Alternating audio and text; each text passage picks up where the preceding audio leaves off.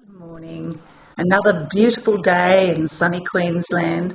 Just thought I want to talk to you today about all mod cons. Now, my husband and I, every time I say that I feel like royalty.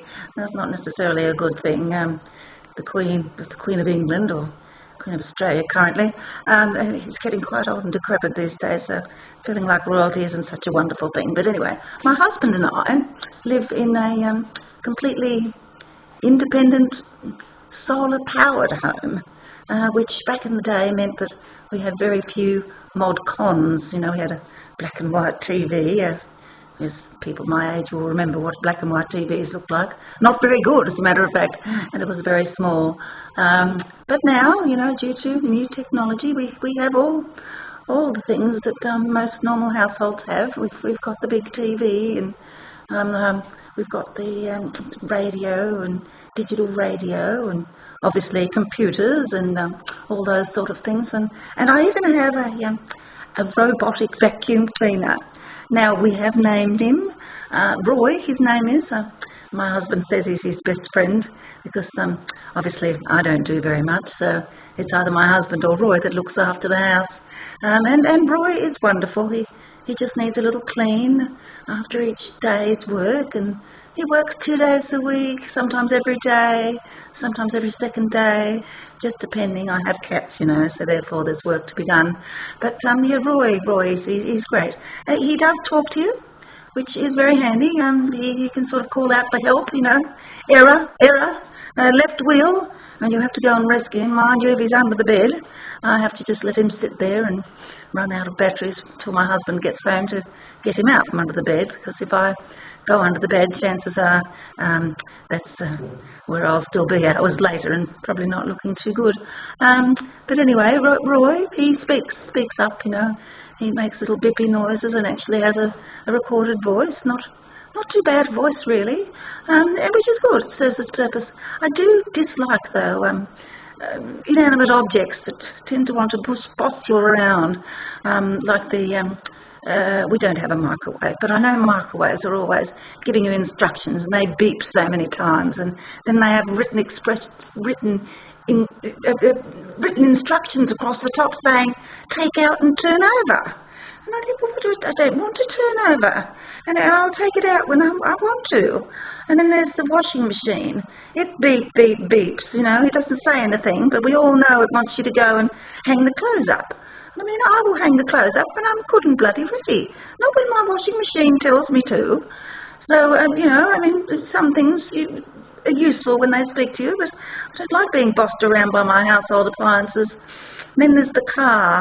If you leave the door open, it beeps at you. Oh, you've left the door open. Yes or no, I'm just trying to get out of the car. It does take a while carrying I don't know, it must be 8 to 10 kilo oxygen bottle out with me, so it takes a while. So stop beeping at me. I'm going as fast as I can. It also beeps at you if you happen to forget to turn the lights off and you're getting out and shut the door, and beep, beep, beep it goes. I mean, there's enough doctors telling you what to do, and you don't need inanimate objects telling you what to do. I find it very annoying.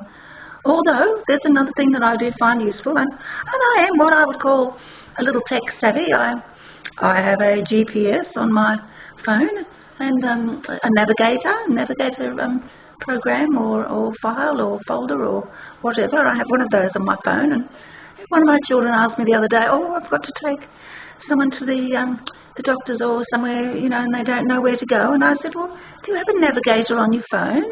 And she said, yes, I've got one of those. And I said, well, just turn it on. She said, oh, I don't know how to use it. And I said, well, you turn it on, you put in the address, and then it tells you where to go. And then she said, oh, well, that sounds easy. And I said, yes, don't look at the screen, just listen. You know, stick your earphones in or whatever you need to hear what it says. And if you make a mistake, it'll just say, oh, well, rerouting, and it'll go a different way, and you will end up in the right place eventually. Although we were going somewhere different the other day that we hadn't been before, and so I put my GPS on my phone and, you know, turned on the navigator, and it started giving directions. And as we came into the familiar places, you know, it would say, turn left on Booderham Road. And I'm thinking, Booderham? I don't recall ever seeing a Booderham. And then I thought, it's an American accent, isn't it? So, of course, for you foreigners, I'll tell you what Booderum is. Booderum is not Booderum. It's Budrum.